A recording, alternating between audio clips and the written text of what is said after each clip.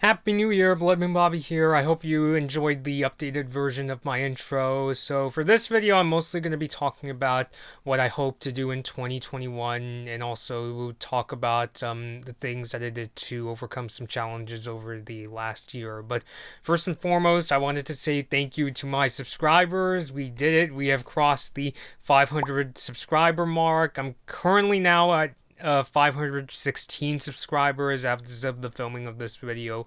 Of course, if you're watching later on down the line, the number could go up. So that's really great. As I always mention, and when I started doing this YouTube channel, I wasn't even sure if I could even cross 100 subscribers because before this YouTube channel became Blood Moon Bobby, it was another channel. It was a channel more so focused on. It talked about movies, but we also talked about things like world politics and things like that.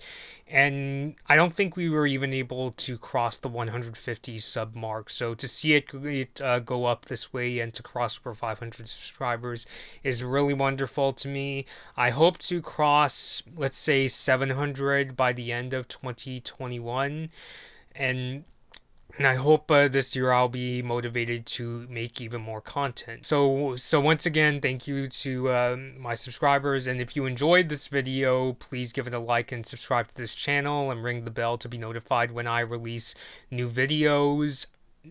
I hope to continue creating great content on the animation, film, and video game industry. So I think that the year 2020 has been hard on really all of us. It's been like mainly due to things like adjusting to this pandemic, like being more careful when you go outside, or even just changing how we go to work. Like me personally, right before the pandemic started, I was laid off of my social media contractor job, and I ended up getting a full-time position at another marketing company, and I've been working remotely home ever since. I know that some of my coworkers watch my videos, so if you are watching this, shout out to you, who it's been really fun. And the cool thing about doing this YouTube channel is that for the most part, like I would say, let's say 80 to 90% of my videos I could do from the comfort of my home, like if I'm doing news stories or even reviews.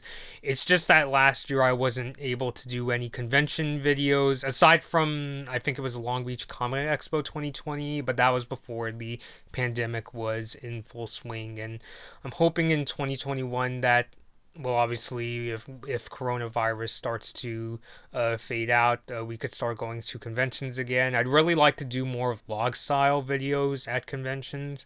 I recently just picked up a new Nikon D6 mirrorless camera, and I hope that me and Gabby will get to use that for conventions if they happen later this year. And also, speaking of which, I also really wasn't able to do too many videos with friends. All of them had to be done remotely. Like we would just like start chatting on like not Facebook, but like on Zoom, and I would record it and things like that. So I'm also hoping that I get to do more videos with friends later this year. The nice thing was that I did get to meet up with Steven close to Christmas. Thank you for dropping off the treats for my cat. And I have been playing, I'll get this game out for you. Can't really see it, but I've been playing Persona 4 Golden on my Vita. The game is always in my system. Gonna see if I could try to beat this game. It's my first time playing a Persona game, so I'm hoping to see how that goes. But I would say the biggest challenge I've had to overcome, not just in 2020, but over the last few years, is just the way I've been consuming content and how, admittedly, over the last couple years, I've had a much harder time being able to watch a lot of cartoons. One reason is because, especially these days, a lot of shows tend to be a lot darker and focus more on personal problems. And that's not to say it's because I don't like dark content or anything like that. Ever since I became a Tim Burton fan at around 8 years old, I've been a fan of the dark stuff, as well as watching the more, lighthearted shows. But to this day, I still enjoy darker movies like Martin Scorsese's Taxi Driver, which is easily one of my favorite films, as well as Stanley Kubrick's Clockwork Orange. I think it's a very interesting, if defeatist, look at human nature and how violent and scary it could be. And I also really like playing my share of intense video games. Like, I got a couple good ones for Christmas. My sis gave me Doom Eternal, and my cousins gave me Ghost of Tsushima, which shout out to my sister and cousins. I've been having a lot of fun playing those games, so I still, really enjoy the dark stuff. I think what makes it more difficult for me these days is it's kind of like a new form of, how when you were a little kid, if you watch scary things on the TV, your parents would come in and tell you, hey, don't worry about it, it's just pretend, it's just, made up story, and that kind of thing. But I kind of feel like I have a very similar problem these days, and it takes a more modern sort of intensity for me as a person who now has a much better understanding of empathy and emotional distress, and especially having gone through my share of really stressful times in college and especially high school. It can be a lot harder for me to take in. There were even times when I would review some shows, there would be times I would be really freaked out to check out the next episode.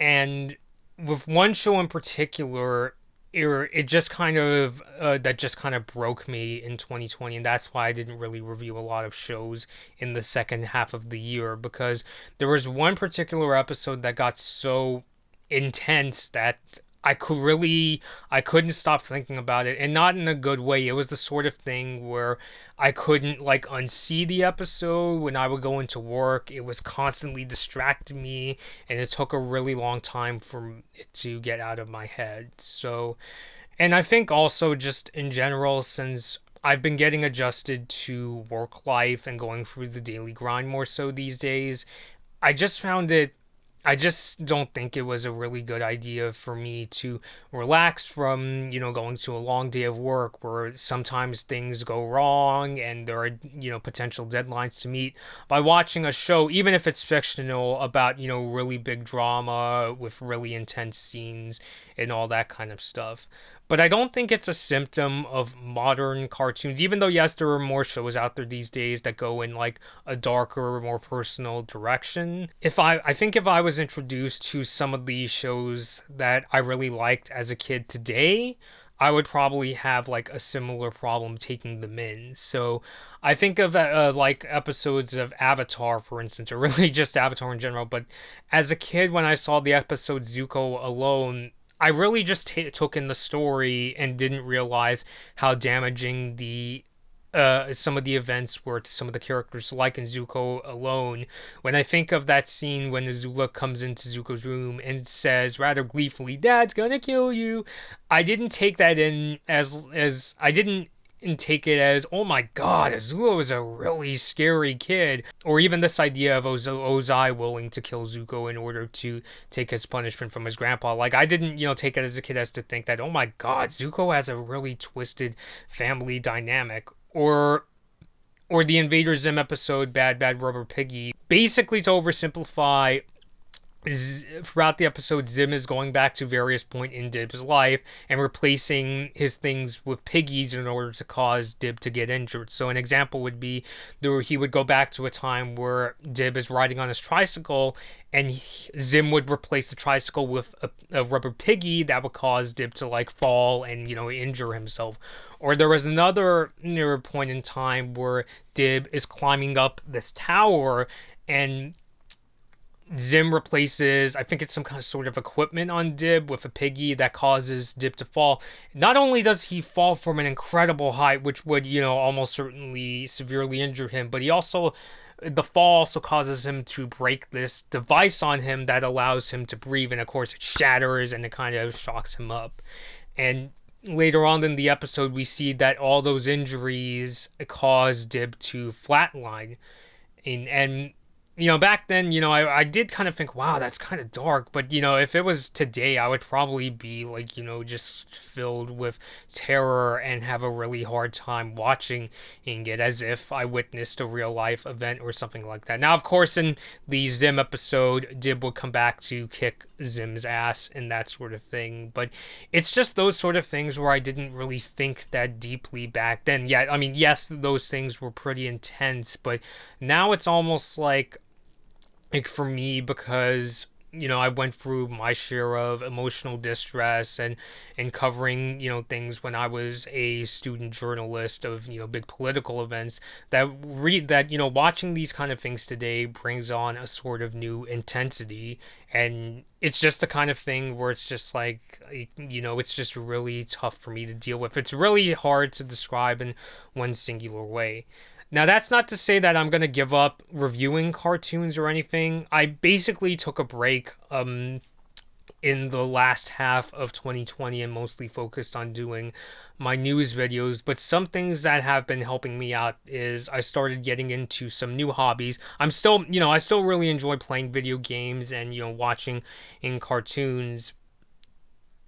But to help me take my mind off the more crazier things of, watching those shows and doing this YouTube channel, I've also supplemented that by watching in travel channels like Abroad in Japan or The Anime Man, educational channels like JJ McCullough and Geography Now, cooking channels like Marion's Kitchen and Kwan's Corner, and even automotive channels like Redline Reviews and Alex on Autos. I mean, I think many channels like these really have helped me relax in 2020 and helped me take a break from a lot of the craziness that I go through from my day-to-day life, or even just doing this YouTube channel. So I'm, really grateful to these channels. I even want to do a video at some point in talking about my favorite non-cartoon and non-gaming channels. Not that I'm going to be, I'm not that I no longer want to talk about those things, but I want to also, give these channels a chance. And I think it would also help people too to maybe take a break from this community once in a while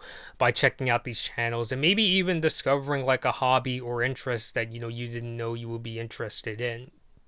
And something else that has helped me too, I mentioned this, I think, in one of my Owl House reviews, that something that I've been doing lately is to try to pump my own enthusiasm by listening to really crazy music. So I'll listen to songs like Planetary Go from My Chemical Romance. I even like listening to music from older car commercials, like the Pontiac theme song from the 80s, or that classic Mazda song, Zoom, Zoom, Zoom.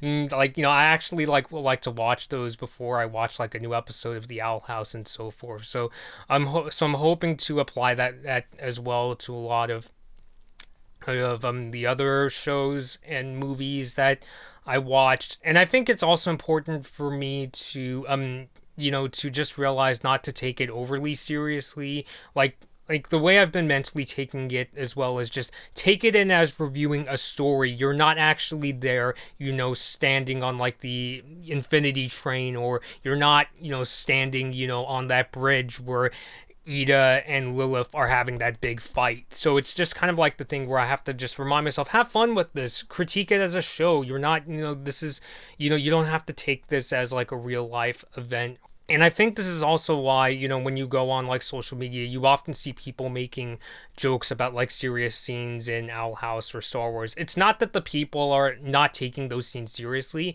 It's just their, moment to kind of, lighten up and take it in as a story. And another thing that's been helping me rebuild my enthusiasm for cartoons and movies is just getting back into some of the newest ones, and which you might have seen that I reviewed Soul and The Croods New Age, and it was just a kind of pleasant reminder for me that in The Croods New Age, watching these movies can be a lot of fun, and Soul could have a message that honestly is kind of a sort of, and I'm not, making this up. I really took it in as a really incredible life lesson in terms of, what really matters in a lifetime, and that sort of thing. If you want to know more of my thoughts on Soul, you could check out my review. If you're watching this video on YouTube, I'll have a card right over here that you can check out. So yeah, so I do feel a lot better about myself, and also just in general, spending Christmas Day and New Year's Day just relaxing. I really wasn't doing too much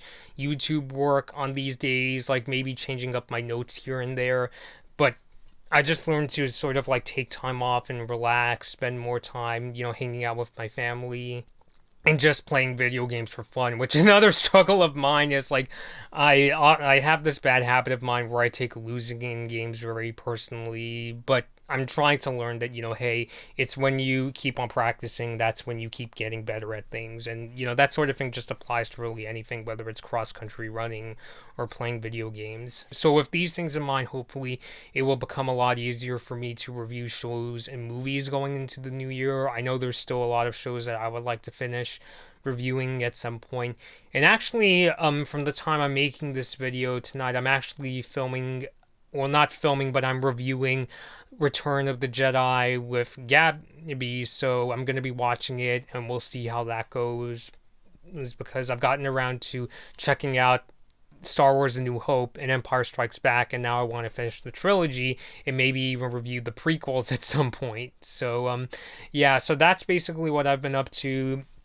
Just trying to rebuild my enthusiasm for what I do, as well as taking on new hobbies in order to relax and take a break from the more stressful times of my life. And I hope this will help me out in 2021. So once again, thank you all for supporting me, and I hope that you continue to support me and check out the new content that we make here on the Blood Moon Bobby YouTube channel. So let me know down below, what do you plan to do in 2021? Are you personally going through a phase where you want to improve certain aspects about you? Do you hope that in this year conventions will reopen if things get safer? Leave all those thoughts down below, and until next time, this has been Blood Moon Bobby, and thank you all for watching. Hi everyone, thanks for watching this Blood Moon Bobby video. Like and share the video if you enjoyed it. Subscribe to the channel to see more of my videos, and ring the bell to be notified about my latest uploads. Don't forget to follow me on social media for my latest opinions and video updates. I hope to see you next time.